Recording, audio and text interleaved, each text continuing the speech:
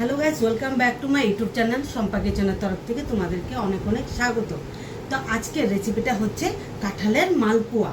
তো কিভাবে বানাবো তো চলো দেখাই। তো আগের থেকে পাকা কাঁঠালটা আমি চেলে নিয়েছি। তো দিয়ে দিব হাফ কাপের মতো সুজি, দিয়ে দিব চালের গুঁড়ো 1 কাপ, তো 2 কাপ আমি ময়দা দিয়ে দিব।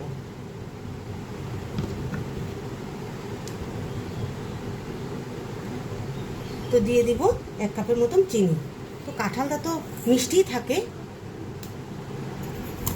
সামান্য পরিমাণে লবণ দিয়ে দেব। তো গুঁড়া পাউডার আমি দিয়ে দিচ্ছি, দিয়ে দিব মুড়ি। তো ভালোভাবে একসাথে মিশ্রণটা মেখে নেব। তো ভালোভাবে আমি এটা মিশ্রণটা আমি মিক্সড করে নিয়েছি। এখন অল্প অল্প পরিমাণে জলটা আমি দিতে থাকবো। তো 1 চামচের মতো আমি ঘিটা দিয়ে দিচ্ছি। ঘি দিয়ে আবার ভালোভাবে গুলে নেব।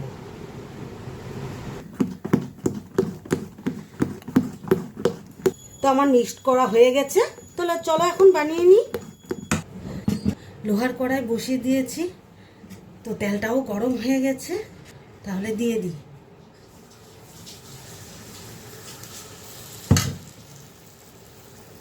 দেখো সুন্দরভাবে ফুলে গেছে। তাহলে নামিয়ে নিই। এরকম করে এক এক করে সব করে নেব।